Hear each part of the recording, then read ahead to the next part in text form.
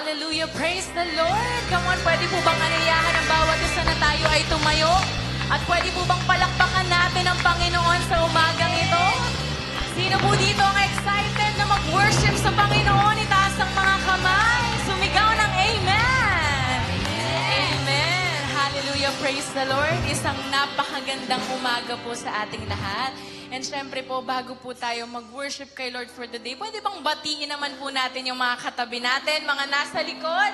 Ayan, sabihin mo, I am blessed to be with you today. Ayan, welcome sa ating lahat dito po sa Church of God Imus, no? And of course, ayan, nandirito po tayo upang i-celebrate, no? Hindi lang basta-basta ang buhay natin, no? Pero i-celebrate ang katapatan at kabutihan ng Panginoon. Amen po ba? Sino dito nagpapasalamat sa kabutihan at pag-ibig ng Panginoon? Itaas nga po ang mga kamay. Amen. Amen. Praise the Lord. Salamat po sa kabutihan ng Panginoon. Kaya naman po, pwede po bang tayo ay sandali ang manalangin po, no? Tayo po ay yumuko, tayo po ay pumikit, at tayo po ay patuloy na magbabad sa presensya ng Panginoon. Hallelujah, O God, our mighty God, our mighty King, Panginoon, our Heavenly Father, Panginoon. Lord, maraming salamat, Panginoon, sa umagang ito. Maraming salamat, Panginoon, kasi may panibagong umaga na naman kami, may panibagong buhay na naman kaming kakaharapin, Panginoon. At Lord, itong buhay na to, alam namin, Panginoon, na para sa iyo, Panginoon, ang bawat paghinga namin, Panginoon. And so, Lord, Panginoon, this morning, allow us, Panginoon, to be reminded, Panginoon, of your presence, of your goodness, of your greatness, Panginoon, Lord. Nagpapasalamat kami, Panginoon, kasi, Lord, mabuti ka, Panginoon, at tapat kang Diyos sa amin. Kaya, Panginoon, Lord, kung meron ka pang nakikita, Panginoon, na karumihan sa isip namin, sa puso namin, sa gawa, Panginoon, at sa salita, O God, Lord, pakalinisin mo ang mga puso namin, Panginoon, Lord. Palitan mo ito ng pusong dalisay, Panginoon, Lord. We come with all humility, Panginoon, in your presence, O God, na Lord, wala kami rito kung wala ka, Panginoon. Kaya Lord, hayaan mo na ialay namin ang mataas na pagdakila, pagsamba, Panginoon, kasi ikaw ay dakilang Diyos, Panginoon, sa aming mga buhay, Lord. Maraming salamat, Panginoon, sa pangalan ni Jesus, and everybody will say, Amen and Amen. Hallelujah. Hallelujah, Lord. Sige po, church, pwede bang itaas po natin yung mga kamay natin as we start this praise and worship, no? Declaring how great is our God.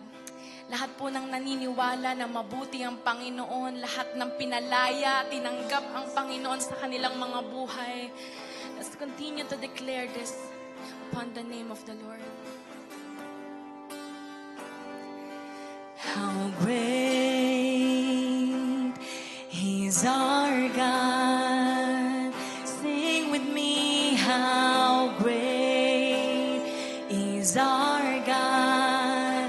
And all will see how great is our God. All the voices sing, how great, oh how great is our God. Sing with me, how great is our God. And all will see how great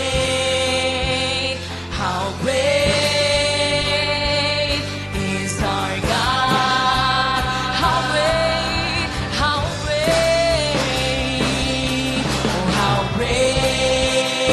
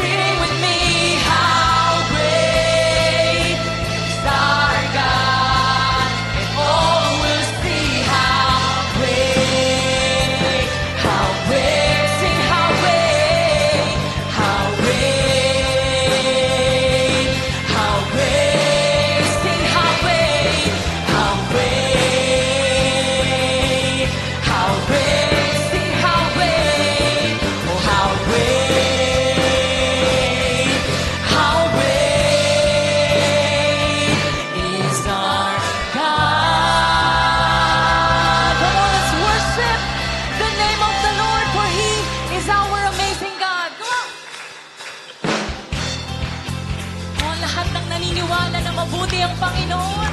Nagpapasalamat sa kanyang kabutihan. Let's sing of the Lord. Sabay-sabay po nating awitin sa Panginoon. You are wonderful, Lord of all. You are sovereign, God above. All creation bows at your throne. You're amazing, God. You are Counselor, mighty King. You are Lord over everything. You are Savior, Messiah, and friend. You're amazing. Come on, we sing. You are Lord. You are King. You're my Master, my Savior, my everything. You're amazing, God. You are Lord. You are King. You're my Master. You're my Master, my Savior, my everything. You're amazing, God. Whoa, whoa, whoa. Yes, you are. Yes, you are. Come on, minsan pa, let us sing. You are Counselor, mighty King. You are Lord over everything. You are Savior, Messiah, and friend. You're amazing, God. You are Lord. Come on, let's sing out to the Lord. You are King. Let's dance for the Lord. You're my Master, my Savior, my everything. You're amazing, God. You are Lord. You are King. You're my Master. You're my Master, my Savior, my everything. You're amazing, God. You're amazing, God. 'Cause you are the Alpha and Omega, beginning and end. Come on, let's sing. You are the Father, Son, and Spirit, King with no end. You are the Alpha and Omega, beginning and end. You are the Father, Son, and Spirit, King with no end. You are Lord. You are King. You're my Master. You're my Master, my Savior, my everything. You're amazing, God. You are Lord. You are King. You're my Master. You're my Master, my Savior, my everything. You're amazing, God. All the boys, you are Lord. Come on, let's sing to the Lord. You are King. Mas mataas para sa Panginoon. You're my Master, my Savior, my everything. You're minsan pa, yung mas malakas para sa Panginoon. You are Lord. You are King. You're my Master, my Savior, my everything. You're amazing, God. You are Lord. You are King. You're my Master. You're my Master, my Savior, my everything. You're amazing, God. You are Lord. You are King. You're my Master. You're my Master, my Savior, my everything. You're amazing, God. You're amazing, God. You're amazing, God. You are God. Come on, all praise, all glory for our amazing God. Come on, mas mataas na palakpak, mas malakas na pagpupugay para sa ating Panginoon. Hallelujah, Lord. Napakasarap umawit, magpuri, knowing that the Lord that we serve The God that we serve is alive. Amen po ba? Naniniwala po ba tayo na buhay ang ating Panginoon? Amen. Naniniwala ba tayo na nasa kalagitnaan natin ang presensya ng Panginoon? Amen. If you believe that the Lord is here, that the Lord is with you every single day, ito po ang gustong paalala sa atin ng Panginoon. It says here in Romans 12 verse 1 to 2, sabay-sabay nating basahin. I appeal to you therefore, brothers, by the mercies of God, to present your bodies as a living sacrifice, holy and acceptable to God, which is your spiritual worship. Sabi pa po sa verse 2, that do not be conformed to the pattern of this world, but be transformed by the renewal of your mind, that by testing, you may discern what is the will of God, what is good and acceptable and perfect. Sige po, palakpakan natin ang salita ng Panginoon. Sino po dito ang gustong maging living sacrifice ng Panginoon? Sino po dito ang gusto ay ang kalooban ng Panginoon para sa kanyang buhay? Sige po, bigyan natin ng mataas na palakpak ng pagpupugay ang ating banal at dakilang Diyos, Panginoon. Ikaw ay aming pinagkakatiwalaan, Panginoon. Ikaw ay aming sinasamba. Ikaw ay aming dinadakila, Panginoon, pagkat Ikaw ay buhay, Panginoon. And Lord, we are here, Panginoon, not to live for our own lives, Panginoon.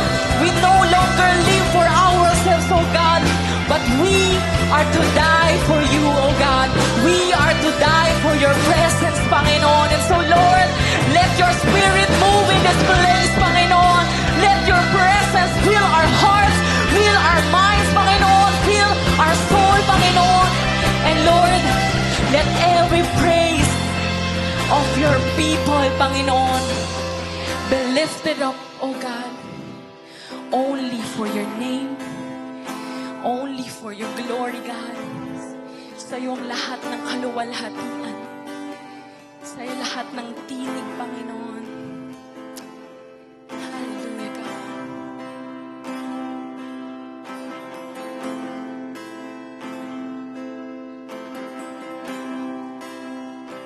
Let worship arise in this place. Let praises arise in this place.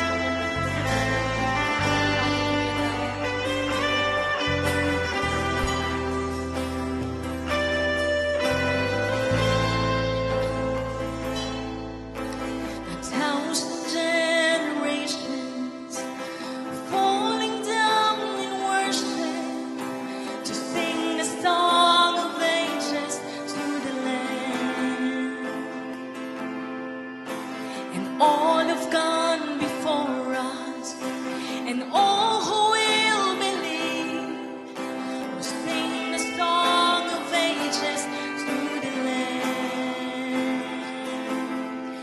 Your name is the highest, your name is the greatest, your name stands above them all, above all thrones and dominions, all powers and positions.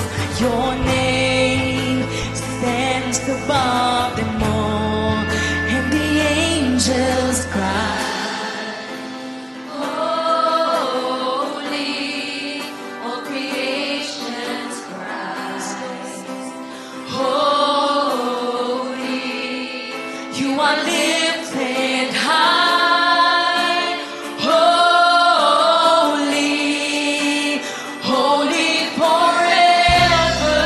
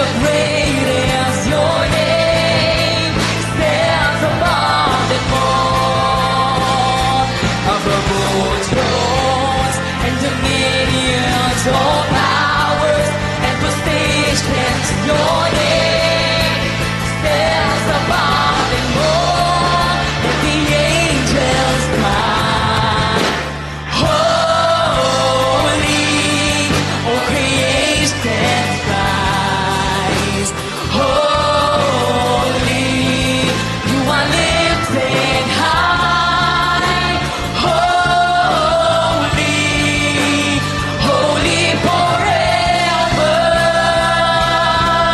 Your people sing, your people sing, holy to the King of Kings. Holy, you will always be holy.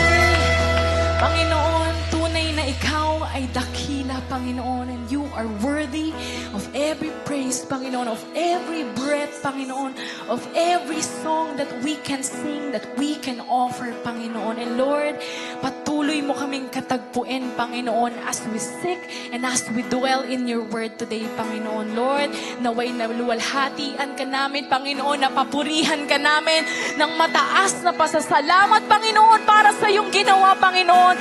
You have died on the cross for us, Panginoon. And Lord, it is a privilege and an honor for us to become like you, Panginoon. A holy, pleasing, and perfect God, Panginoon. Lord, sa iyo po namin ibinibigay ang puso namin, ang isip namin, Panginoon, ang buhay namin, Panginoon.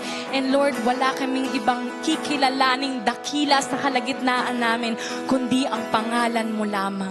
Heso Kristo, Panginoon, na nag-alay ng kanyang buhay para sa amin, O God. Kaya, Panginoon, Lord, have your way in us today, Panginoon, and may you continue to inhabit the praises of your children, O God. Lord, we love you, we exalt you, Panginoon, and we give you all the glory, the praises, thanksgiving, and power. In the mighty name of Jesus, we shout, Amen and amen. Hallelujah. Praise the Lord. You may now be seated, and God bless us all.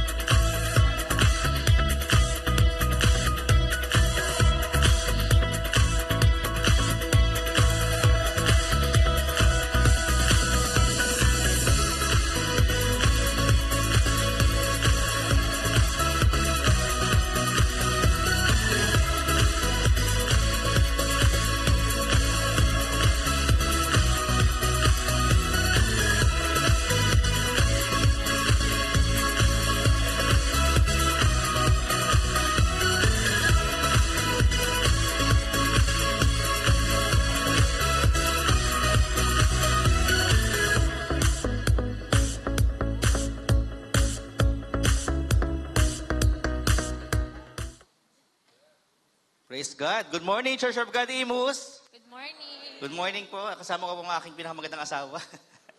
Ayun. Siyempre, yung pogi naman, balik mo. Biro lang po. Pwede pong malaman po, sino po dito yung mag-asawa? Taas pong kamay. Ayan. Yung isa po medyo, asawa kita. Gano'n, medyo nakalimutan yata. So, bakit po kami narito? Pakilala muna po kami. Ako po si Brother Julius. Ako po yung asawa ni Brother Julius. Ikaw na po. Ayun, praise the Lord. At kami po nandito to announce our marriage seminar po. By the way, kami po is from Couples Ministry. And ito po ay mangyayari. Kailan ba yun, B? On March 28, 10 a.m. to 2 p.m. Yun. Ang title po ng ating seminar is How to Affair-Proof Your Marriage. Meaning, alam niyo po, sa ating po mag-asawa, tama ba, B? Tama ba yung sinasabi ko? Marami tayong mga tukso, di ba po? Kailangan talaga meron tayong panangga, di ba po? Sino po dito aware? Sino po dito pwede nang sabihin na, oo nga, maraming tukso sa mag-asawa. Taas po kamay. Yung isa tumaas pa, ikaw yun talaga, tinuro. Pero yun nga, ito po, dito natin matututunan po, no, paano ba natin mas lalong mamahalin ng ating asawa? At paano po ba natin mas maigtingin pa yung pagmamahal po ng bawat isa? At higit sa lahat, paano ba tayo, sabi nga dito, affair-proof, para hindi tayo tamaan ng anumang tukso po ng kaaway. At I believe, ang Lord po ay, ang kanya pong kalooban ay sa mag-asawa po ay hindi po maghiwalay, tama. Kasi siya po ang nagsama po sa atin, wala pong makapaghiwalay. Amen po ba? So sa Church of God, Imus family, wala pong maghihiwalay ng mag-asawa. Amen. Kundi lalong mamahalin. Tingnan mo ang katabi mo, lalo kitang mamahalin. Tingnan mo nga. Lalo kitang mamahalin. Praise the Lord. At B, alam mo ba, sobrang affordable lang nito. 300 pesos. Na-approve nga po ng asawa ko. Attend tayo dyan. 300 pesos. Kasama na po yung lunch. Mura po ba? Mura? Sasama niyo po ba yung asawa niyo? Sasama niyo po. So yun lang po yung aming announcement and ating pong speaker, we are so blessed from 700 Club CB and Asia, si Pastor Peter Kairos at ang kanya pong asawa. Napapanood niyo po? Ako, sobrang privilege po. 300 pesos, makakarinig na po tayo ng magandang seminar and ito po ang ating pong guest speaker. And yun lang po at muli ini-invite po namin kayo and see you there. God bless you all. Hallelujah. Praise the Lord. Thank you, Donna and Julius. Pwede po nating imbitahin yung mga kapitbahay natin, pagkakataon na also to bring them to the knowledge of our Lord Jesus Christ. Siyempre po, sa mga mag-asawa, unless Jesus Christ is at the throne, and the center of our marriage, mahirap po tayong magtagumpay. Ayan. So kaya, we can take this opportunity para po ating ma-invite yung ating pong mga kaibigan. Amen? Sigurado naman may kaibigan tayo na mga may asawa din. At yung ganda po nung kanyang title, yung affair proof. Hindi na po mangangaliwa si Mr. kailan pa man. Makalain mo nga naman yun, pambihira. At yun nga po ay isang common na pangyayari sa buhay po ng mga mag-asawa. Laging may ganon. Ayan. Kaya po ito'y malaking tulong na anyayahan po natin ang mga kaibigan natin, kakilala natin. Kahit hindi po taga si OG Imos, they're all welcome to attend. Amen. So praise the Lord. Ayan. Kaya sa umagang ito, ang tanong natin ay, handa ka na ba na ma-rapture mamaya? Ayan. So kasi po ito yung malaking mensahe po ng mga Kristyanismo sa Kristiyano, yung tayo po ay may inaabangan na panahon, na oras, na tayo po ay sa isang iglap, sabi po ng Thessalonian, ng Revelation, ng mga prophecies in the Bible, sa isang iglap ay bigla na lang tayong mawawala. Ayan. At kukunin tayo ng Panginoon sa araw na iyon. At yun lang, hindi daw lahat ay mawawala. Hindi lahat ay kukunin. May maiiwan. Sabi mo sa katabi mo, hindi ako yun. Dapat kasama ka. Amen. Ayan. So kaya nga, sa mga nangyayari pong ito sa ating kapaligiran, nakikita naman natin ang gerahan, sabi nga, pambihira, ay tila baga nakakatakot ang mga nagaganap ngayon. Na natatakot ka na ba? Ayan. So ito po isang bagay na nakakatakot dahil apektado na po tayong lahat, pati po yung mga bilihin, gasolina, nagtaasan ng lahat and probably napabaling na dun yung ating atensyon. Pero gusto ko pong itong balansehin natin na may mas dapat tayong katakutan, yung maiwan ka. And that's why we need to understand ang ating pomensahe na kung saan it's about being ready. Ayan. Okay. Naka-on ba to? Ayan. Be ready, be holy. Yan. Isa po itong panawagan sapagkat malapit na nga pong dumating ang ating Panginoong Jesus. Titingnan natin yan sa Bible, titingnan natin sa aral. This is just first part of the series that I'm planning to share with you. Sa mga susunod na linggo pa, ay iisa-isahin po natin yung bahagi ng mga senyales, ng mga events, ng mga fulfillment of the prophecy, para naman tayo po'y talagang hindi na po tayo matukso pa na mabuhay po ng hindi ayon sa kalooban ng Diyos. Basahin ko po muna sa ating verse ngayon, ang Matthew 24 verse 3. As Jesus was sitting on the Mount of Olives, the disciples came to him and privately tell us, they said, when will this happen? What will be the sign of your coming and of the end of the age? So particularly concerned po ang mga apostles. They wanted to know, kasi Jesus Christ mentioned about this, the end of time, the end of the age. And of course, seryosong usapan ito at gustong malaman ng mga apostles, ng mga disciples, kailan ba to? Sabihin mo naman sa amin. Kaya ang sagot po ng Panginoong Jesus answered, watch out that no one deceives you. Ibig sabihin, sa mga pananalitang ito ng ating Panginoong Kristo, that there would come a time, many would come out and deceive us to believe onto something na akala natin ay sa Panginoon, pero hindi pala. Kaya yung watch out, mapagbantay, ano po tayo. And sabi po rito, for many will come in my name, claiming I am the Messiah, and will deceive many. So yun po, no, sila po ay tila ang asta po nila ay sila na ang tagapagligtas, sila na ang Savior, sila na ang tinataas, sila na ang inaasahan, ang pinapupurihan. Nakakalimutan na talagang ang tagapagligtas ay wala lang iba kundi ang Panginoong Kristo. Kaya sa mga gawain at sa anumang iglesia o anumang pong mga pagtitipon ng mga Kristiyano, dapat si Jesus po ang naitataas. Amen. Pag hindi na po siyang naitataas, mag-isip-isip na po tayo. At medyo hanapin natin ang talagang si Jesus ang itinataas. Kasi mahilig tayo sa YouTube, mahilig tayong makipanood, pero makinig po tayo, sabi ni Jesus Christ, watch out. And then another thing na sinabi pa niya, you will hear of wars and rumors of wars. So nakakadinig na po ba tayo ng mga kwentuhan tungkol sa gera at mga gerang nagaganap? Amen? Kitang-kita na po natin yan. Ayan. So, ito po'y tusundan pa natin ng mga series pa po later on kasi para makita natin sino ba ang mananalo sa mga gerang ito. But today, ang pag-uusapan lang natin ay yung pagiging handa at pagiging banal para po naman sa pagdating ng ating Panginoong Jesucristo. So, sabi rito, oo, nandyan lahat yan, nangyayari lahat yan, but see to it that you are not alarmed. Huwag kang mabahala. Huwag kang maalarma. Yung iba po nag-alarma na, nagpanik pa, nagpanic buying na, nag-ipon na ng gasolina, ng diesel, ng mga bilihin, sobrang nagpanik na. Sa Pilipinas kasi hindi mo alam kung magpapanik ba ako o hindi. Ayan, ano po. So, kaya yung iba naniniguro na lang, ano po.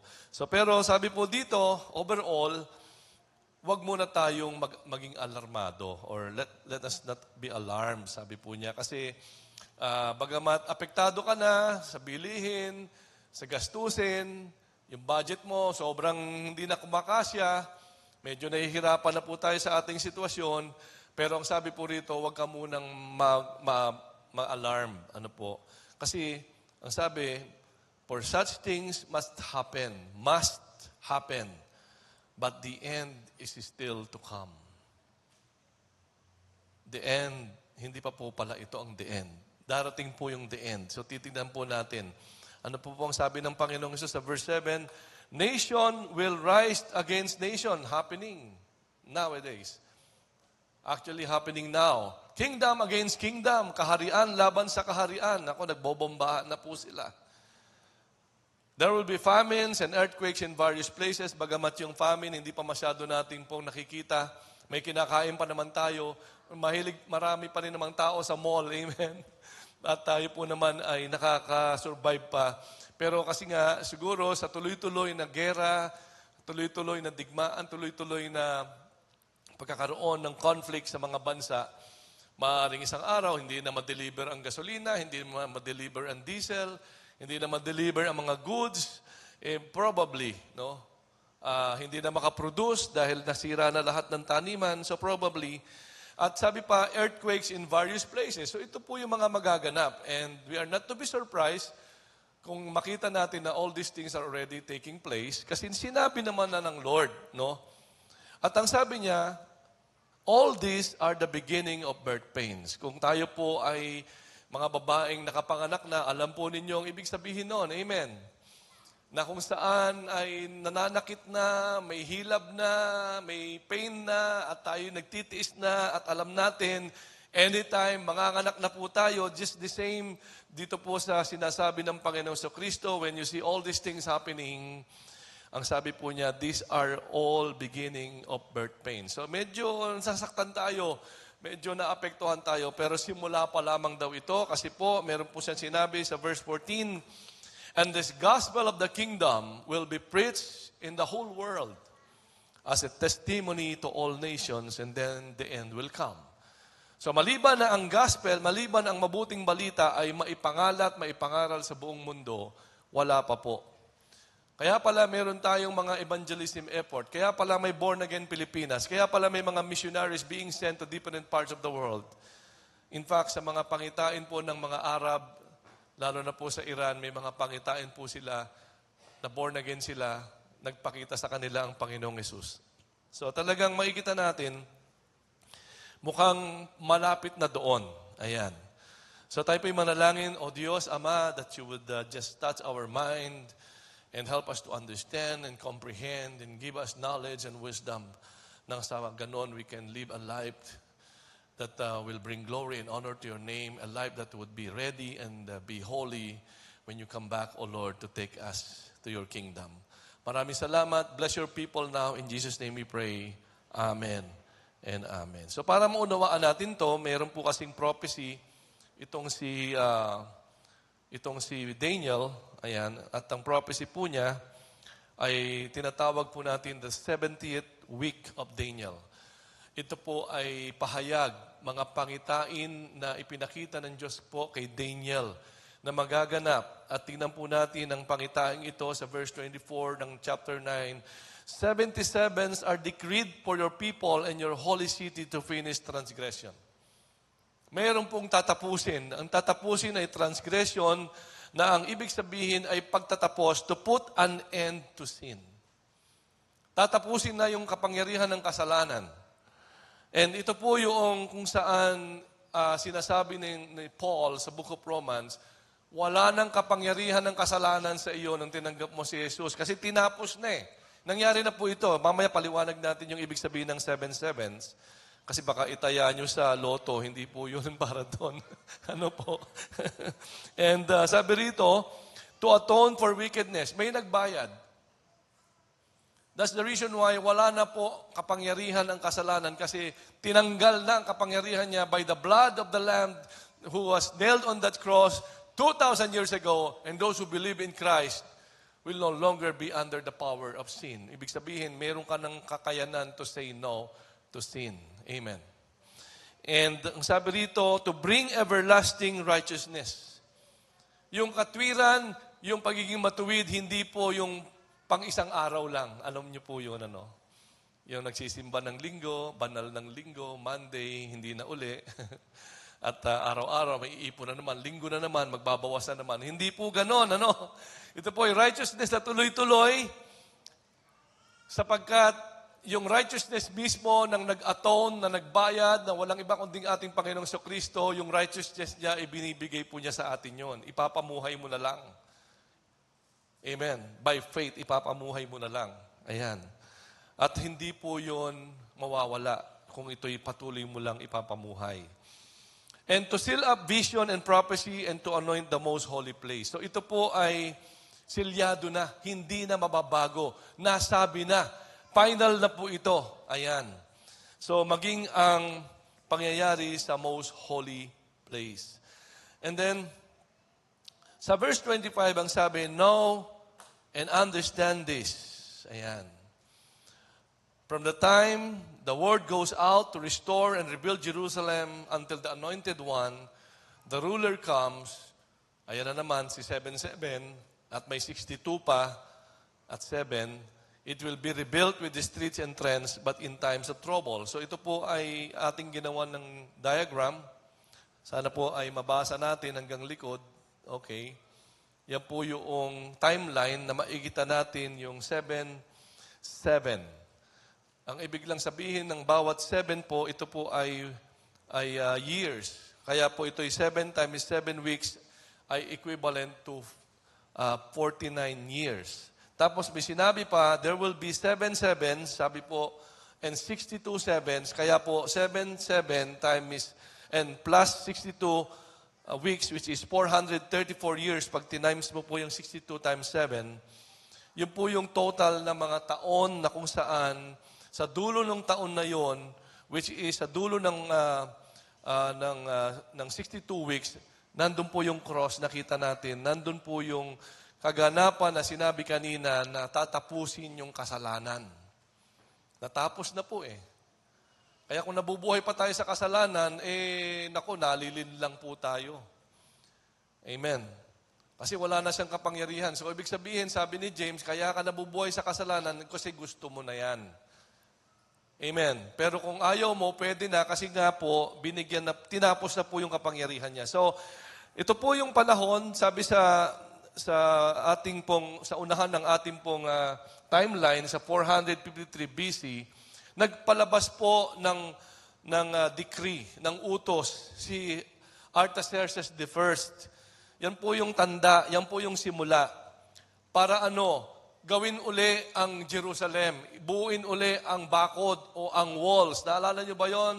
Si Nehemiah, si Ezra, at saka si Pedro, hindi po siya kasama doon. But anyway, so yan po yung sa Daniel chapter 9 verse 25. Diyan po binigay ang decree. At sinabi na rin dito ng pahayag ng Diyos kung ano ang magaganap. Napakagandang basahin ng Bible kasi parang nakikita mo na ano ang mangyayari sa bukas. Para hindi tayo kakaba-kaba, hindi tayo nasusurpresa, hindi tayo nagugulat, napaghandaan na natin ang lahat. Amen. And so, sabi sa dulo na yon, sa may until the anointed one comes, sino po yung anointed one? That is the Lord Jesus Christ. Ayan. Na kung saan, dumating po siya sa dulo po ng 483, okay? On the 69th week. After the 62, dumating po ang Panginoong Jesucristo, mapapansin natin may gap. May gap po siya. Kasi po, yung kasing 70th week, 69 lang hanggang doon po sa pagkamatay ni Kristo.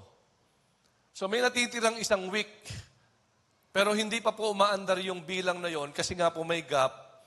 At makikita natin yung last part na ito yan. 1 week remains, yan po yung tinatawag na tribulation. Wala pa po tayo doon, baka naman, sakali, nagsisimula na pala, hindi natin alam, pero magbantay nga tayo, sabi ng Panginoong Jesucristo. Yung gap na ito ay para naman po mabigyan tayo ng pagkakataon na magsisi. Ang tawag dyan ay the age of the church or church age. Yung tawag dyan ay grace period. Yan ang panahon na para maligtas ang mga tao, makapagsisi ang mga tao, may pangaral ang mabuting balita. Wala pang bilang ang tribulation, wala pa. Naka-hold. Para po maligtas po tayo. Hello? Ganun po kabuti ang Panginoon, Ganun po ang plano niya para ma-appreciate natin gaano tayo minahal ng ating Diyos. Ayan. And then, sa sumunod na verse, after 62 sevens, the anointed one will be put to death and will have nothing. Alam natin ito, na siya po ay dumating. Bakit kaya may pula doon? Ayan. Yan po ay dumating. Siya po ay namatay. Okay. Alam niyo ba yon? Kwaresma ngayon, di ba? Magsisimula na naman ang Semana Santa. Mayroon na namang araw ng pagkamatay at pagkabuhay. Tama? Inaala-ala natin, kine-commemorate natin. Ito po yun, na-prophesy pala yan bago mangyari. Panahon pa nila Daniel. Napakatagal na panahon. Na kung saan 483 years ang lumipas. Bago po nangyari yung pangamatayang ito na binabanggit ni Daniel, na ang purpose ay para tapusin na ang kasalanan. Amen. So kung kaya naman pagka tinanggap natin ang nagbayad ng kasalanan, ang nagtanggal ng kapandag ng kasalanan, dapat hindi mo nabibigyan ng kapangyarihan ang kasalanan sa buhay mo kasi hindi na siya pwedeng maghari-harian pa sa buhay mo. Especially pag tinanggap mo na ang Panginoong Jesucristo. So now, the gap is very important. Okay, namatay si Kristo, wala po siyang kahit anuman, sabi nga, at inilibing siya sa isang libingan, hindi naman niya pag-aari. Okay. So, and then the next verse, the people of the ruler who will come will destroy the city and the sanctuary, and the end will come like a flood. War will continue until the end, and desolation have been decreed. Ito po yung kung saan sa Daniel 9:26b, makikita po natin, okay, matras tayo ng konti. Yan. paano ba pag-atras nito? Ito ba? Ayun. Ayan. So, sa Daniel 9:26b, the people of the ruler who will come will destroy the city and the sanctuary. Ito po yung after na po na wala na po si Jesus Christ.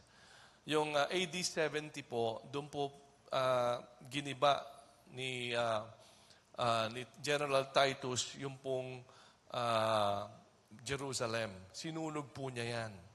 Ayan. So meron po yung mga dokumento na ang Jerusalem. Kaya po makikita natin, bakod na lang, di ba? Yung wailing wall of the Jewish people, yun na lang ang natira eh. Di ba? Tapos yung Dome of the Rock, yung po yung sa templo area na kinuha naman ng Muslim. Ano po? So makita natin, ito po ay kagagawan po ni General Titus. Anak po siya ni Emperor Vespasian. At yun nga po ay sinira po niya ang Jerusalem. Ayan. Bago po ito mangyari, naisulat na ni Daniel. Na ipahayag na kay Daniel na mayroong katapusan ang kapangyarihan ng kasalanan. Na ipahayag na ni Daniel na si Kristo ang tatapos ng kasalanan. Na ipahayag na ni Daniel na matapos si Kristo ay darating naman si General Titus upang wasakin ang Jerusalem. So lahat ng ito ay nangyari about 500 years before it took place. Nangyari po ang lahat ng ito or nai-prophesy na po ang lahat ng ito. So ganun po kamangha-mangha ang Biblia, napakaganda po nitong basahin at unawain at makikita natin nasa tamang lalagyan po tayo. Kasi nangyari po documented po lahat yan. So, and then, sumunod po, sa Daniel 9:27, after po tapos na po yung grace period, okay, pag natapos na po yung grace period, okay, tayo pong lahat ay nakapangaral na, tayo pong lahat ay nabigyan na ng panahon para magsisi, para makadinig ng salita ng Diyos, para itama ang buhay natin, para maligtas ang mga kamag-anak, kaibigan, kapitbahay, para maborn again ang mga taong dapat nang maborn again sa paghahayo natin, kaya hindi tayo tumitigil sa pag-train, ang CLDP, ang C2S, ang Bible study, ang pag-abot sa mga communities. Kasi nga nasa grace period pa kasi darating yung araw na hindi na pwedeng gawin lahat ng ito, kasi nga po, papasok po sa Daniel 9:27, ito na po yung panahon ng tribulation. Wala na pong nagpipreach. At pag nagpahayag ka ng Panginoon mo si Kristo, pupugutan ka ng ulo. Kaya yun lang po ang choice mo, papugot ka ng ulo, wag mong ipagkanulo or itakwil ang Panginoong Kristo. Ayan, and mapugutan ka ng ulo or hindi ka makita, nagtago ka kung saan. And then after the tribulation ay meron pong 1,000 years period. Ayan. So tingnan po natin ito, in the middle of the 7, yung huling 7, Tapos na tayo sa unang 7:7 at 62:7, tapos nagkaroon ng gap. So yun, nasa huling 7 na tayo. He will put an end to sacrifice and offering. So, ibig sabihin, set up muna ang templo. Ayan, nakalagay. At the temple, He will set up an abomination that causes desolation. Yan po yung third temple na hinihintay natin. Sapagkat doon po, yung third temple po ay dadating po siya sa middle ng last 7. Ayan, makikita po natin. Ayan, Okay? Andun po. So, yung karugtong para makumpleto yung 7 years, o yung 70th week, yung pong huling week na yon na 7 years, yun po yung 7 years tribulation. At makikita natin sa diagram na to ay yung meron pong tinatawag na yung dulo ng gap, yung dulo po ng grace period, yun po yung rapture. Pag pumasok na po tayo doon sa tribulation na nahahati sa dalawa ang taon, 3.5 at saka 3.5, ayon po sa Matthew 24, papasok po ang Antichrist dyan. Sa ngayon, parang may duda na kung sino si Antichrist kasi siya po ay parang napakatalino. At siya po ang kayang bumuo ng pakikipagkasundo sa mga Hudyo, pakikipagkasundo sa mga Arab nations, na wag na kayong mag-away, wag na kayong magbombahan, wag na kayong magpatayan. And so they thought this man is a friend of Israel. Pero wala na po tayo niyan. Ang makakakita na lang dito yung maiiwan. Ano? Tingnan mo yung katabi mo, ikaw kaya yon? Hindi naman sana. So yung maiiwan, siya po yung makakakita kay Antichrist. Siguro baka kung medyo madali ng konti, makikita natin yung mga simula ng pagkilos ni Antichrist. Kasi siya yung magdidiin ng peace, no? Siya rin ang kikipag-usap para wag na mag-away ang Middle East, ano po? Siguro nakikita nyo may gumaganap niyan ngayon, nasa behind the scenes siya. Pero ayaw natin sabihin siya po yung Antichrist, no? Kaya lang, yung mga katangian niya parang nalalapit. Kasi hindi siya kilala, pero matalino, pero magaling, kaya niya makipagkasundo sa mga hostile nations, ano po. Tapos ang pangalan niya ay, actually siya po ay, pero naka-video po tayo eh, so hayaan na muna natin na ganon, okay? Pero nasa internet po yan, mababasa po natin, na ang pangalan po niya, ang ibig sabihin ay descent. Ibig sabihin siya po ay para bang si Satanas na bumaba mula sa langit, tinapon sa lupa. Ano po?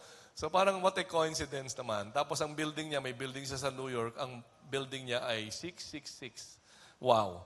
Ano ba yun? Parang pahayag na ba yun? But anyway, yung pong pagpasok ng tribulation, yung pong third temple, baka hindi na po natin makita kasi nga mararapture tayo. Ano po? So yung maiiwan, sa inyo na po yung aming bahay, yung pagkain doon, yung mga kotse, sasakyan.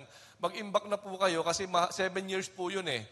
So pagdating ng 3.5 years, doon na po magpapakilala ng lubusan yung Antichrist. Sa halip na mag-alay po siya ng tanggap na alay, ang inaalay po niya ay baboy. At ang gusto niya ay siya ang sambahin. So, ganun po karumal-dumal yung ginawa niya. Nalinlang po ang Israel dito. Yun po yung sinasabi ni Daniel sa chapter 9, verse 27. So, at sa chapter 12 na verse 11 po, ay sinabi din, from the time that the daily sacrifice is abolished, and the abomination that causes desolation is set up, there will be 1,290 days, which is equivalent to 3.5 years. Yung tugma eh. Pero mo, layo-layo na ni Daniel, di ba? Nasa libro na lang siya, pero yung prophecy niya, tugmang-tugma. So lahat nagtugma, ito po hindi pa nangyayari, pero sinasabi niya, ito yung mangyayari.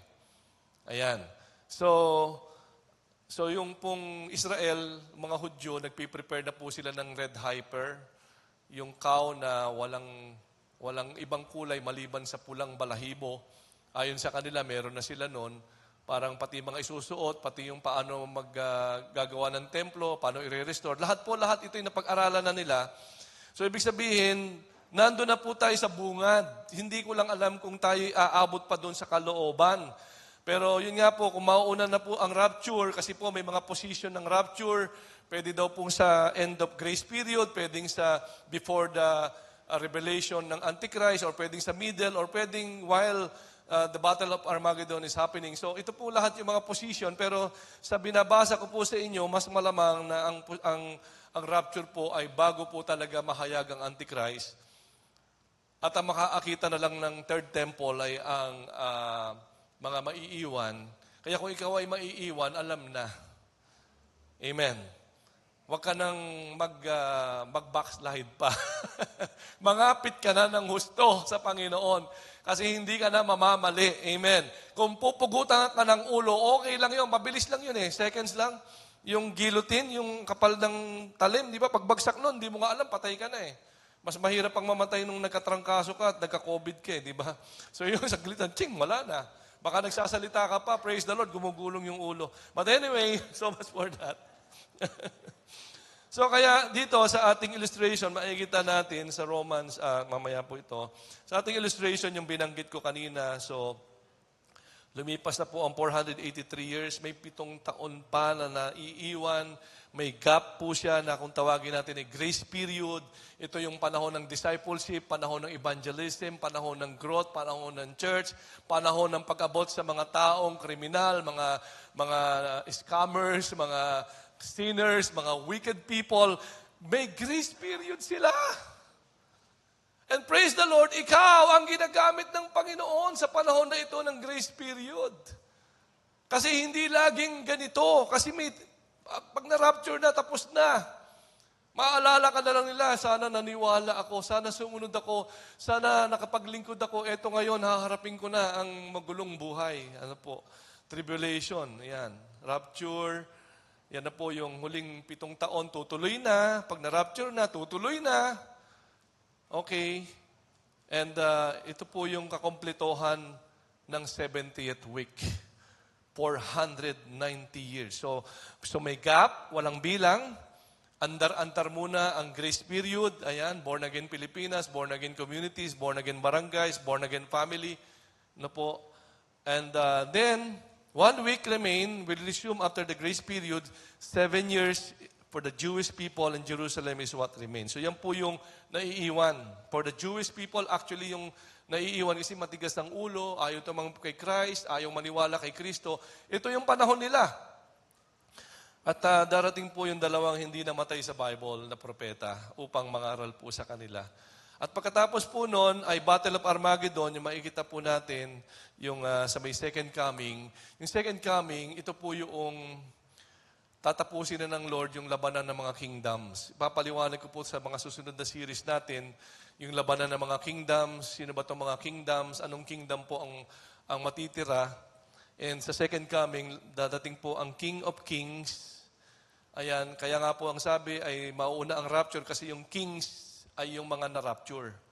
Ang king ay yung si Jesus Christ. At bababa upang ubusin na lahat ng kalaban. Doon po sa land of Armageddon sa Israel, na kaya mag-accommodate ng 200 million armies na nakasakay sa kabayo kasi by that time baka disabled ang satellite ang lahat ng digital na mga technology kasi po ay hinahak na nga po ang mga drone ng kaaway, hinahak ang mga eroplano, hinahak ang mga radar. So by that time, wala na pong iyahak kasi labanan na to, itak sa itak na, kabayo sa kabayo, buhay sa buhay. And yun nga po ang panghuli, kasi po siyempre sa dami ng kaaway, talagang lalamunin ng buhay ang Israel at dumating po ang Panginoong Jesucristo para tapusin na ang buhay ng lahat ng kaaway ng Israel. Yun po yung nasa Bible. Hindi ho ito kwentong ng barbero, at hindi kwento ito ng fairy tales. Amen. Ito po ay kwento na sinabi po ng Bible, pinakita kay Daniel, bago po dumating ang Panginoong Jesucristo, 483 years. Amen. At ngayon po ay ito po yung susunod. Ito na lang po hinihintay natin. At tapos po millennium, ibig sabihin 1,000 years, wala pong away, walang gulo, kapayapaan. Yung mga natural citizens na hindi namatay ng tribulation, sila po yung mabubuhay po doon sa 1,000 years. Yung 1,000 years sa Revelation, si Satanas ay kinulong po sa bottomless pit. Kung may bottomless iced tea, ito yung bottomless pit. Ito yung walang katapusang lalim. Nandun po siya, at pakakawalan po siya after 1,000 years, and then susunod na po yung judgment na po, white throne, yung po munang judgment at saka yung white throne judgment. So may 2 judgment po na dadating. Ipapaliwanag na lang natin yan sa susunod na series po natin. Ayan. Then, sabi po rito sa Romans 11:25-27, I do not want you to be ignorant of this mystery, brothers, so that you may not be conceited. Israel has experienced a hardening in part until the full number of the Gentiles has come in. And so all Israel will be saved as it is written. So ito po ay yung Q. Ito yung big sign. Ito po yung puno na ang salop, parang ganon. Ito yung kota. May huling maboborn again, hindi ko alam kung sino. At pag na-born again na yung huling tao na yon, magsasara na ang pintuan ng grace period, papasok na si Satanas. Ayun, welcome. Ayan, ano po. And sabi rito, the deliverer will come from Zion. He will turn godlessness away from Jacob. And this is my covenant with them when I take away their sins. So kaya panahon po ng Hudyo talaga yung tribulation. Kaya di ba napapanood mo, pag ini-interview yung mga Hudyo, naniniwala ka ba kay Kristo? Sino yun? Yeah, di ba? Naniniwala ka bang siya tagapagligtas? Ay hindi namin siya kinikilala, di ba? Matitigas ang puso, ayaw maniwala kasi kababayan di ba? Kaya yung tribulation, para sa kanila yung, kaya lang yung mga hindi naniwala, yung hindi nagpatuloy, yung hindi nanampalataya, yung talagang ayaw sumunod kay Kristo, makakasama po ng Hudyo na ididil ng Panginoon para may pagkakataon pa rin sila na maitama ang buhay nila. Kaya naman po, ang hiling ko po, wag mo nang hintayin yung tribulation na itama ang buhay. Amen? Ngayon na. Ngayon ka na tumulong, ngayon ka na mag-evangelize, ngayon ka na magpa-disciple, ngayon mo na ayusin ang buhay mo, ngayon mo na gawin ang para sa Panginoon. And then, sabi po rito, then will appear the sign of the Son of Man in heaven, then all the peoples of the earth will mourn when they see the Son of Man coming on the clouds of heaven with power and great glory. Yan po ang sabi po sa Daniel 7:13-14. Reference verse po natin, sinabi din po sa Matthew 24:30. So makikita natin, tugma ang sinabi ni Jesus, tugma ang prophecy, ina-affirm lang ng Panginoong Jesucristo na ang mga magaganap sa huling araw. So may pagdating pala, And then in next verse po, sa Daniel 7:13-14, in my vision at night I looked, and there before me was one like a son of man, coming with the clouds of heaven. He approached the Ancient of Days and was led into His presence. Yan po yung panahon ng pagbaba ng Panginoong Jesucristo, ng pagdating po niya. Okay. And verse 14, He was given authority, glory, and sovereign power. All nations and peoples of every language worship Him. His dominion is an everlasting dominion that will not pass away, and His kingdom is one that will never be destroyed. So kabilang ka sa kahariang hindi matatalo ng anumang missile o anumang kapangyarihan ng mundong ito. Kabilang ka sa kingdom na sinabi ni Daniel na hindi magigiba, hindi masisira. That is the only kingdom that will remain, and that is the kingdom of the Lord Jesus Christ, the kingdom of God, where you belong. Amen. Palapakan naman natin ng Panginoon, pambihira. Kasama pala tayo doon sa kahariang hindi matitinag. Ayan, kasi baka naiinggit ka, ba't sila may kaharian, kami wala. Ayan. Meron namang flood control dito. But anyway, pero tayo pala ay kasama sa matinding kaharian because of the Lord Jesus Christ. And then, next po. And He will send an angels with a loud trumpet call. They will gather His elect from the four winds, from one end of the heavens to the other. So ito po yung pag-rapture, Ito po yung pagkuha sa lahat ng mananampalataya. Kaya po napakahalaga ng ating pong mensahe na maging handa ka at maging banal ka. Sapagkat yun po ang kukunin at babalikan ng ating Panginoong Jesucristo. At yung hindi po pinahalagahan ng kabanalan, pagiging matuwid at kaligtasang tinanggap, tatawid po siya doon sa tribulation na yon. Nanawa doon naman ay matauhan na rin siya sa wakas at wag na po siyang umabot pa doon sa second o sa next judgment po ng Panginoon sa atin. Ayan. So, ngayon, sabi po ay matutup po tayo sa fig tree. Now, learn this lesson from the fig tree. Tuloy-tuloy po ang kwento ng Panginoong Hesus. Sinabi niya mangyayari, sinabi niya ngayon kung ano ang mga senyales. Sabi niya, learn this lesson from the fig tree. As soon as its twigs get tender and its leaves comes out, you know that summer is near. So ano po bang ibig sabihin nito? So to illustrate, ang fig tree po ay ang Israel, ang branch ay ang independence and strong country, at ang summer ay ang pagbabalik ng Panginoong Jesucristo. So sinabi ng Panginoong Jesucristo, learn from the fig tree. Ito ay lesson from the fig tree. Ngayon po'y malaya na sila. Ngayon po'y makapangyarihan na sila. Ngayon po'y high-tech po sila. Ngayon po'y very strong country. Napakaliit, tinatalo. Ginegera po ang Iran na napakalaki. Pambihira, And susunod po noon ay summer. You know that summer is near. So pag nakita natin ang lahat ng ito, you know that summer is near. Ibig sabihin, malapit na ang pagdating ng Panginoong Hesukristo. At ang sabi pa, sa verse 33 ng Panginoong Hesukristo, even so, when you see all these things, you know that it is near, right at the door. Truly, I tell you, this generation will certainly not pass away until all these things had happened. Ito pong generation na ito ay very interesting kasi po, yung generation na ito, yung nakakita ng pag-bloom, ng pagiging strong and powerful and prosperous or prosperity of Israel. Sino po yung nakakakita noon ngayon? Tayo po yun. Nakita yun ng anak mo. Nakukwento natin sa anak natin. At ang sabi niya, I tell you the truth, this generation will certainly not pass away until all these things have happened. Ayan. So medyo mayroon tayong kakaibang privilege itong henerasyon na ito. Ayan. Sabi pa sa verse 35, heaven and earth will pass away, but my words will never pass away. Ayan. So ito po yung isang, kumbaga sa ay katotohanan na ang salita ng Diyos, mapanghahawakan natin ito. And then sabi sa verse 36, but about that day or hour, no one knows. Not even the angels in heaven, nor the Son, but only the Father.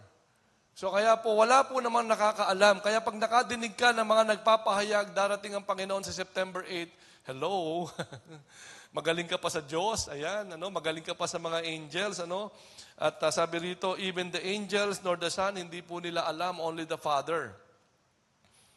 Of course, nandun na ang Panginoong Hesus, alam na niya, pero ang ibig kong sabihin, wala po nakakaalam. May duda lamang na baka daw 2030, hindi natin alam. Baka daw 2035, kasi magiging one-world government na, yun po ang kanilang inihahanda. So, before that time comes, tayo po naman ay pinaghahanda ng Panginoon to be ready anytime. And to be holy all the time. Sapagkat yun po ang basihan na kung saan yung isasama ng Panginoon sa rapture, pagbalik po niya. So, yung mga ipoprocess pa, hindi pa tapos i-process, sila naman po yung iiwan na diyan ka na muna sa tribulation, anak, at kailangan mong i-deal ang maraming bagay sa buhay mo. So, kaya nga, wala nakakaalam, hindi natin alam, baka mamaya na. Kaya nga, ang tanong ko kanina, handa ka na ba? Are you ready? Or are you living a holy life? Ayan. Kasi po, siyempre, to be ready is, that you are living a holy life. Ayan. And verse 37, as it was in the days of Noah, so it will be at the coming of the Son of Man. For in the days before the flood, people were eating, drinking, marrying, giving in marriage, up to the day Noah entered the ark. Ganun daw po ang pangyayari sa araw na iyon. Katulad din daw po kung paanong dumating ang baha sa panahon ni Noah, ang mga tao po ay kain ng kain. Ang dami ng kainan ngayon, di ba? Mga pares-pares, mga bulalo, nagugutom na siguro tayo. At nag-aasawa. Kabilat kanan ng mga nagpapakasal na, nawa ay yung mga dalaga dito na pwede na mag-asawa, ay mag-asawa na rin po. At ang mga binata naman natin, huwag ka nang magpakatagal. Ayan. So baka konting panahon na lang pala. Di ba? So, and bigla na lang daw pong dumating. So, ibig sabihin dito, sa verse 39, they knew nothing about what would happen. Itong panahon ni Noah, walang kamalay-malay. And so, ayaw nating maging katulad dito ng panahon ngayon na wala tayong kamalay-malay. Nabubuhay lang tayo ng anong gusto natin. Ito po ay para maihanda natin ang ating sarili. Hindi katulad nila noon, hindi nila alam. Bigla na lang. So, paano po ba mangyayari ito pag dumating yung araw ng pagkuha sa atin? Sabi po sa Matthew 24:40, 2 men will be in the field, one will be taken, the other left. 2 women will be grinding with a handmill, one will be taken, the other left. Parang yung isa ay kasama mong nagpipiko, maya-maya ay nawala. Ayun. Ang tagal bago ma-rapture. Parang yung pag dumating ngayon ng Panginoon, sana ay hindi tayo maiwan sa upuan. Amen. Sana ay sa bahay, biglang nawala yung kasama mo sa bahay, ikaw na lang naiwan, di ba? utos ka ng utos, wala na palang inuutusan mo, umalis na, kinuha na ng Panginoon. Ganun daw po ang senaryo noon. Sabi sa Bible, hindi po daw, ganun po ang mangyayari. Kaya sabi po sa paalaala sa verse 42, ayan, okay, ayan, 42, therefore, keep watch. Kaya naman, magbantay ka. Because you do not know on what day your Lord will come. But understand this, if the owner of the house had known at what time at night the thief was coming, he would have kept watch, would not have let his house be broken into. So you also must be ready, because the Son of Man will come at an hour when you do not expect Him. Amen. Makahalata na lang po tayo sa mga senyales. Sabi nga, we must be ready, we must be holy at the coming of our Lord Jesus Christ. Hindi ho tayo parang walang kamalay-malay, wala na yung kausap mo. Biglang nawala, kausap lang kita, nasaan ka na? Diba? And then you would realize na iwan ka pala, pambihira. Ayan. So meron pong pag-aaral sa Matthew 24:34. Sabi rito kasi, truly, I tell you, this generation will certainly not pass away until all these things have happened.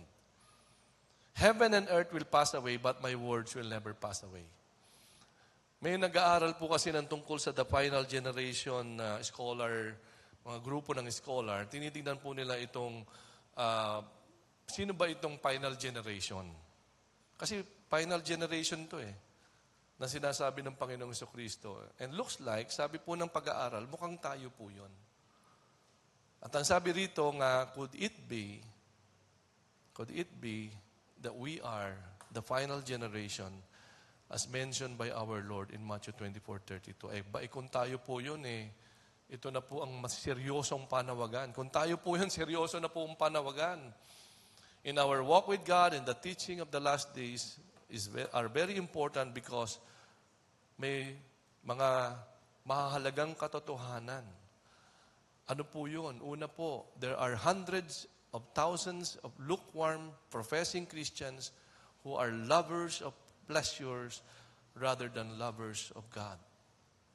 Ano pa po? There are those carnal Christians who disregard prophecy because Christ's returns calls for preparedness and holiness. Kaya po sabi po ni Peter sa 1 Peter 1 verse 15-16, but just as He who called you is holy, so be holy in all you do, for it is written, be holy because I am holy. And alam natin ang holiness, you have been separated. You have been chosen. You have been saved. You have been forgiven. You have been cleansed. You have been set apart, being holy. At mabubuhay ka na kabilang ka na sa pamilya ng Diyos. Amen. Lalakaran mo na yung ginawa ng Diyos para sa buhay mo. Amen. And then sa verse 10, but the day of the Lord will come like a thief. The heavens will disappear with a roar. The elements will be destroyed by fire. The earth and everything done in it will be laid bare. Hindi natin alam kung ito yung mga pagsabog ng mga missile, sabay-sabay sasabog, nagwala na si Iran, pinakawalan na lahat ng missile, natunaw na ang lahat ng elemento sa langit at sa lupa. Hindi natin alam. But the day of the Lord ay para daw itong isang biglaang pangyayari, katulad ng isang magnanakaw, biglaang nagnakaw. Ayan. So, pero ito po ay mga pangyayari din na maaring pagpasok po ng tribulation, ay doon na po tayo kukunin ng Panginoon. In 1 Peter chapter 3, verse 10 or 11, since everything will be destroyed in this way, what kind of people ought you to be? You ought to live holy and godly lives. As you look forward for the day or to the day of God and speed its coming, that they will bring about the destruction of the heavens by fire and the elements will melt in the heat. Medyo malagim yung pong ending, ang pagkalusaw ng lahat ng bagay sa apoy, at ang apoy na ito'y maaaring ito ay natural na gawa ng tao kasi nga po ay ang mga missiles po ay kung sumabog talagang tunaw at sunog at wasak ang lahat ng dadaanan ng elementong ito. Sabi po sa verse 1 John 3:2-3, dear friends, Now we are children of God, and what we will be has not yet been made known. But we know that when Christ appears, we shall be like Him. So kung ang itsura mo man ngayon ay hindi ka aya-aya, hindi mo gusto yung ilong mo, hindi mo gusto yung iyong kaanyuan, huwag ka mag-alala sapagkat pagdating po ni Kristo, babaguhin niya yung anyong yan ng isang maningning, maluwalhati at eternal na katawan na ibibigay ng Diyos sa atin. Sabi dito, for we shall see Him as He is, and all who have this hope in Him purify themselves. Sabi po rito, dahil nasa Kanya ang ating pag-asa, inaabangan natin Siya, at habang inaabangan natin Siya, tayo po ay naghahanda at tayo po ay nagbubuhay sa purity. Ayan. So, meron po mga nagsasabi, lagi naman, ang tagal naman, hindi na dumating, handa ako ng handa, napagod na ako sa kakahanda, balik na lang sa kasalanan. Pero sabi po sa 2 Peter 3-4, above all, you must understand that in the last day, scoffers will come, scoffing and following their own evil desires. They will say, where is the coming He promised? Ever since our ancestors died, everything goes on as it has the beginning. Pero yun nga po, alam naman natin na ang isang araw sa Panginoon o sa isang araw, ang 1,000 taon sa Panginoon ay isang araw lang sa Kanya. Ang 1,000 taon sa atin, isang araw lang sa Kanya. So kaya nga, bakit ka naiinip? Kung 7,000 yun, edi 7 araw pa lang, pambihira. Ano? So kaya nga, sabi po rito, sa mga ganitong klaseng mga argumento at mga sinasabi ng tao, may babala po sa Laodicean Church, sa Revelation 3:14, na ang sabi po, ayan, ang bilis, tapos na po tayo. Bakit ang... Pakibalik. Okay. Ayan. Okay. Konti na lang eh. Asa na ba yun? Ayan. Sabi po rito, to the angel of the church in Laodicea, write, these are the words of the Amen, the faithful and true witness, the ruler of God's creation. I know your deeds, that you are neither cold nor hot. I wish you were either one or the other. Alam ng Diyos kung mainit ka o malamig.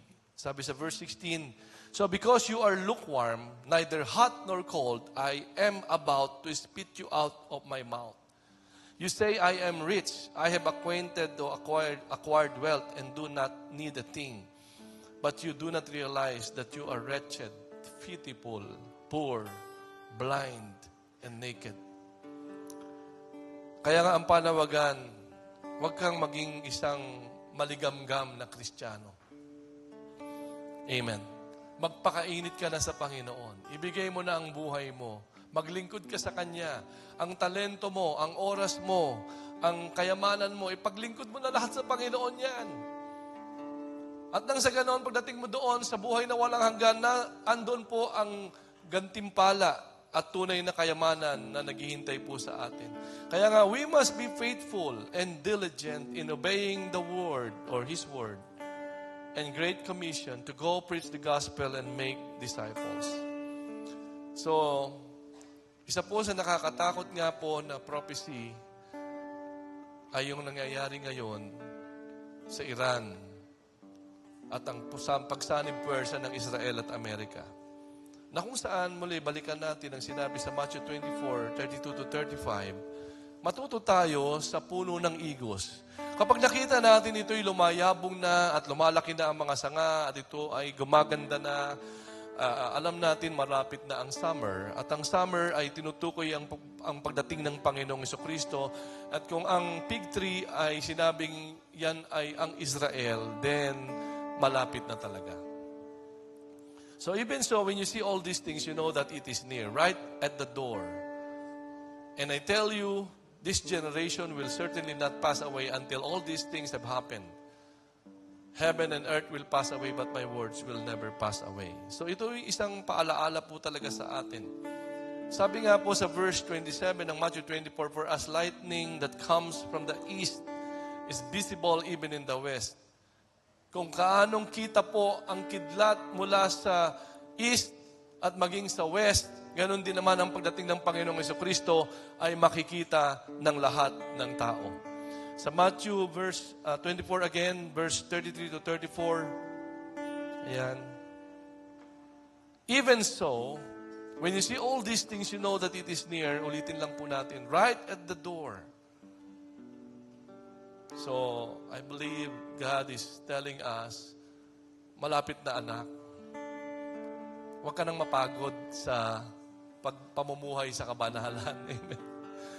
Huwag ka nang maging impatient. Huwag ka nang magsawa na maglingkod sa Panginoon.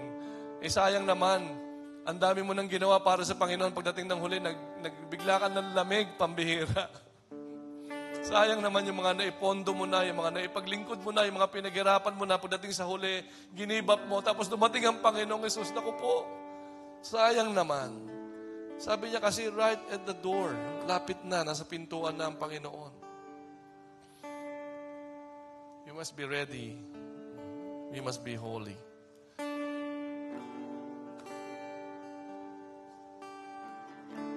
Holiness is not worldliness. And akala natin, kapag holiness lang ang lahat, walang happiness. Actually, ang worldliness ay magdadala sa iyo sa isang matinding, sabihin nating, ugliness ng buhay. Just like what happened to Eve in Eden when they were taught by the devil. Sinabi ng devil sa kanila, kung saan ka masaya, yun ang gawin mo. Huwag mo nang pakinggan ang salita ng Diyos, huwag mo nang pakinggan ang bilin ng Diyos. Kasi pag kinain mo to, sasaya ka. Pag kinain mo to, sisikat ka. Pag kinain mo to, tatalino ka. Ayan. Kinain. Ayun, damay tayong lahat. Di ba? So ito yung panawagan ng ating Panginoong Jesucristo na meron kasing katuruan ng dyablo na hanggang ngayon ay narito po sa panahon natin. Yung tinuro niya sa Garden of Eden, hanggang ngayon tinuturo niya pa rin kung saan ka masaya, gawin mo. Yun po ang tawag doon ay secular humanism. Yun po ay doktrina po ni Satanas. Yun po ang tinuturo at pinipilit na ituro sa mga eskwelahan para ang mga bata maliit pa lang ay piliin na lang nila kung saan sila masaya pero hindi ayon sa kung ano ang gusto ng Diyos. At sa dulo, siyempre po, napapahiwalay sila sa Diyos, nasisira ang kanilang buhay sapagkat yun naman ang gusto ng dyablo, to steal, to kill, and to destroy. Amen. So kaya naman, ang Panginoong Jesucristo ay nagsabi, I come to give you life, a meaningful life. Mas piliin natin ang mabuhay para kay Kristo, ang sumunod para kay Kristo. At yun ang pamumuhay sa kabanalan na kung saan ibinigay na po sa atin ito. When He died on that cross, He paid all our sins. He offered His own body and His life na tayong lahat na maniniwala sa ating Panginoon Jesucristo and will receive Him as Lord and Savior. Ibinigay po sa iyo ang kapatawaran, ibinigay po sa iyo ang righteousness, ibinigay po sa iyo ang holiness, in-empowered kanya by the Holy Ghost na ang bagong buhay ay ibinigay na sa iyo at may papamuhay mo na ito because of the power of the Holy Ghost na ibinigay po sa ating lahat. Amen. Tinapos na po nung 483 or 89 years or 83 years, tinapos na po ng Panginoon ang kapangyarihan ng kasalanan when He was nailed on that cross 2,000 years ago. At pwede na po nating maabil ang kapangyarihan na mabuhay sa kabanalan, sa kapangyarihan ng ating Panginoong Hesus. Amen. Tumayo po tayong lahat, tayo po umawit sa ating Diyos bago tayo po mananalangin.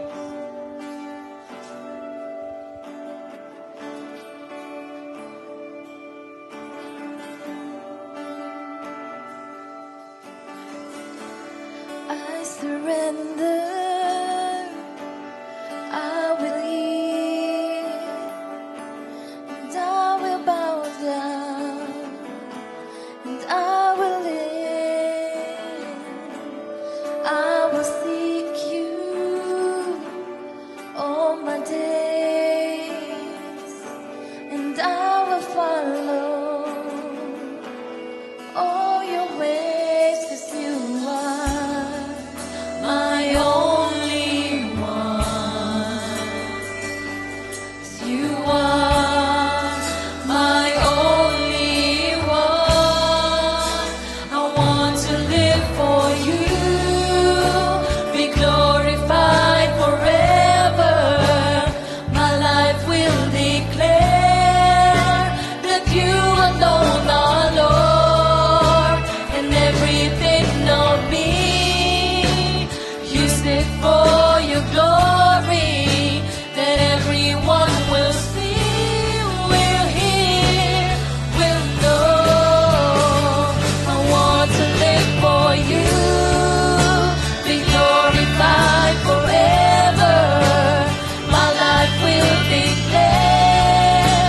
that you alone are Lord, and everything of me.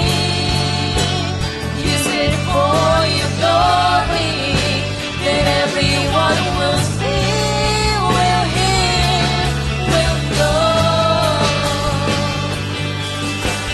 Here I am, Lord, mold me. Here I am, Lord, use me. Here I am, Lord, send me for your glory. Here I am, Lord, mold me. Here I am, Lord, use me. Here I am, Lord, send me for your glory. Here I am, Lord, send me. Here I am, Lord, use me. Here I am, Lord, send me for your glory.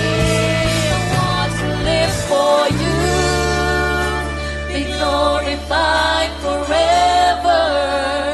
My life will declare that you alone are Lord, and everything of me. Use it for your glory, that Praise your name. everyone will see, will hear, will Hallelujah. know. Ito po ang dalangin ng aming puso, Panginoon. Habang naghihintay sa muli mong pagbabalik, gusto namin maging handa at makapamuhay sa kabanalan. Na ang buhay na ito ay mabuhay na namin para sa iyo. Sa oras na ito, nadinig natin ang mga mangyayari na ipahayag ang mga propesiya. Naganap na ang karamihan doon at nasa dulo na tayo ng bahagi ng fulfillment of the prophecy. It's just a matter of time. And this morning, kung narito ka pero hindi mo pa talaga naisuko ang buhay mo sa Panginoon as your Lord and personal Savior, if you're still seeking about the Lord, about salvation, about the truth, this is your time to make a decision to receive Christ as your Lord and Savior, sapagkat yun lamang tumanggap kay Kristo as Lord and Savior. Sila lamang na na-born again ang babalikan ng Panginoong Yesus at ipagsasama niya sa araw na yun. Kung narito ka sa umagang ito, nais mong tanggapin si Kristo as your Lord and Savior, maaari mo bang itaas ang iyong kanang kamay at nang sa ganon ay maipanalangin ka sa Panginoon. Salamat po sa mga kamay na ito. Hallelujah. Hallelujah. Patuloy natin itaas ang ating mga kamay at tayo po'y manalangin. Panginoong Yesus, naniniwala po ako, Iniwala po ako. malapit ka nang dumating. Malapit ka nang dumating. Dapat akong maghanda Dapat akong maghanda. at dapat na akong mabuhay Dapat na akong mabuhay ayon sa iyong kabanalan. ayon sa iyong kabanalan. Patawarin niyo po ako Patawarin niyo po sa ako lahat na nagawa kong kasalanan. sa lahat ng nagawa kong kasalanan. Linisin po ninyo ako Linisin po ng inyong niyo banal na dugo. ako ng inyong banal na dugo. Naniniwala po ako Naniniwala po ako namatay ka para sa akin. namatay ka para sa akin. Sinakripisyo mo ang buhay mo Sinakripisyo mo ang para buhay sa akin. para sa akin. Tinubos mo ako Tinubos mo ako upang ako'y maligtas. upang ako'y maligtas. Tinatanggap kita Tinatanggap kita bilang aking Panginoon bilang aking at Panginoon tagapagligtas. at tagapagligtas. Pumasok ka sa aking puso. Pumasok ka sa Mula aking ngayon, puso. Mula ngayon, Ikaw na ang Panginoon. ikaw na Ikaw ang aking hari. Ikaw ang masusunod. Ikaw ang masusunod. Tulungan mo ako, Banal na Espiritu, Turuan mo ko banal na Espiritu na makasunod ako na makasunod at ako makapamuhay ako at ang makapumuhay ayon sa kalooban ayon sa kalooban ng iyong mga salita. ng iyong mga Panginoong Hesukristo. salita. Panginoong Hesus. Amen and Amen. At ngayon naman po, nais natin na makita nais nating muli mag-recommit. We just want to recommit once again. We want to be ready. We want to pursue holiness. Alam natin may mga nangyari, but this time, we just want to recommit. Gusto nating muling hingi ng tulong ng Diyos, ang kapangyarihan niya, ang intervention niya. Definitely, ayaw niya tayong maiwan. Definitely, ayaw niya tayong dumaan pa sa tribulation. And this is your moment and this is your chance And all we have to do is to raise our hands. Taas natin ang ating mga kamay sa Panginoon at tayo manalangin. Panginoong Yesus, nakikita mo ang aking mga kamay. Sumusuko po ako sa inyo. Gusto ko pong mag-recommit. Gusto ko pong mag- Ikaw po ang aking Panginoon. Ikaw po ang aking Ikaw po ang Panginoon. aking tagapagligtas. Ikaw po ang aking tagapagligtas. Dinideklara ko, Dinideklara ko. Ikaw ang aking Diyos. Ikaw ang aking Diyos. Sa tulong mo, Sa tulong Banal na Espiritu, Banal na Espiritu, nagre-recommit ako nagre-recommit ako na mabubuhay na mabubuhay bilang si Kristo, bilang si Kristo, ang aking tagapagligtas, aking tagapagligtas, ang aking Panginoon. aming Panginoon. Ako po ay nagdedeklara Ako po ay nagdedeklara sa pangalan ni sa Jesus, pangalan ni Jesus, sa kapangyarihan ng Banal na sa Espiritu, kapangyarihan ng Banal na na makapaghanda ako Espiritu, na makapaghanda at makapabuhay ako habang sa kabanalan sa kabanalan hanggang sa iyong pagbabalik. hanggang sa iyong Marami pagbabalik. pong salamat. Marami pong salamat. Puspusin mo ako ngayon. Puspusin mo Banal ako na ngayon. Espiritu. Banal na Espiritu. Hindi po ako, Hindi po ako, kundi ikaw, kundi ikaw, ang iyong kapangyarihan, iyong kapangyarihan, ang sumaakin ang sumaakit at makayo kong makapamuhay sa bagong commitment na ito sa bago sa iyo, Panginoong Yesus. sa iyong Panginoon. Ako na lamang po mananalangin. Salamat po, O Diyos, na kita mo ang mga anak mo. They receive you as Lord and Savior. Nakita mo po ang mga anak mo that they have recommitted their lives unto you. Ayaw nilang maging malamig. Ayaw nilang mainit, malamig. Ayaw nilang maging lukewarm. Gusto nila mainit lang. They are now recommitting their lives unto you, O Lord. And by the power of the Holy Ghost, as you have promised, you are sending and you have sent it to each and every one of your people to help us be able, O God, na itong commitment at recommitment na ito ay mangyari at magawa namin sa tulong mo, Banal na Espiritu, na kami mag-alab, na kami patuloy sa pamumuhay kabanalan, na kami makapagpatuloy na maging handa, patuloy na mabuhay para sa iyo, sumusunod sa iyo, Panginoon. At o Diyos, naglilingkod sa iyo hanggang ikaw ay dumating, Ama. At Lord, maging ang aming talento, maging ang aming oras, maging ang aming tinatangkilik ay amin na pong idinededicate sa iyo, Ama. At lahat ng iyong anak dito po sa Church of God Imos, Panginoon, ay akin na pong idinededicate sa iyo. Na ikaw po ang siyang maghahanda sa amin. Ikaw po ang siyang magpapapoy sa amin sa kapangyarihan ng Banal na Espiritu na maipamuhay namin ang kabanalang nais mong ipamuhay namin. Kaya Ama, narito po ang iyong simbahan, narito po ang iyong church. I dedicate them unto you, Lord God, as we have recommitted our lives unto you. As Lord, they receive you as their Lord and Savior, O God. Matagpuan mo kaming handa na bubuhay sa kabanalan, sa iyong kapangyarihan, sa pangalan ni Jesus. Hallelujah. At sa amin pong pansamantalang pag-iwahiwalay, O Lord, sa amin pong patuloy ng pananampalataya sa iyo, sa hirap ng mga nagaganap sa amin pong sa mundo. Apektado po kami ng gera sa Middle East. Apektado po ang mga OFWs. Apektado po ang mga hanap buhay. Apektado po ang mga budget.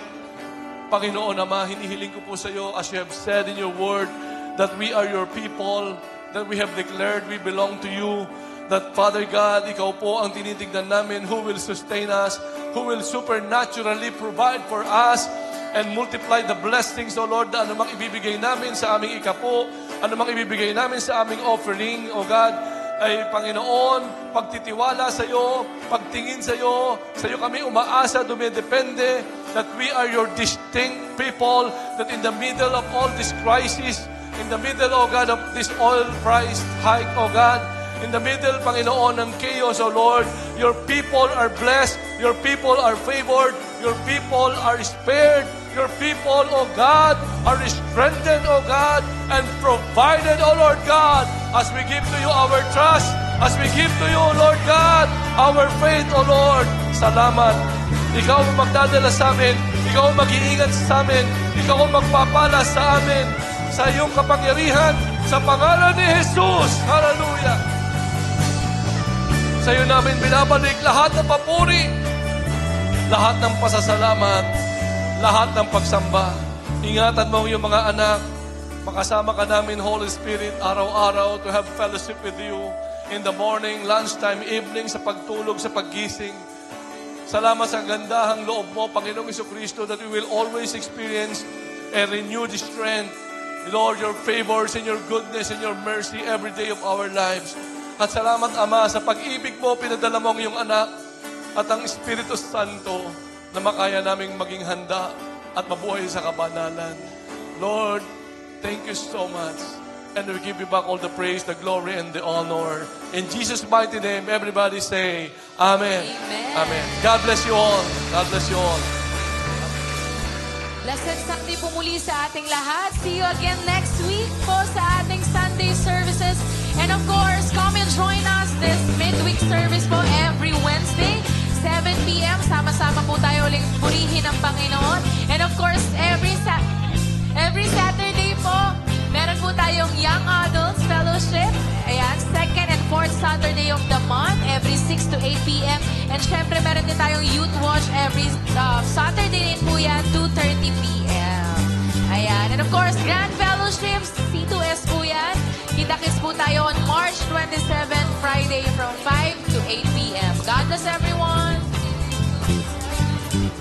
For amazing you are Lord, you are King, you're my master, my Savior, my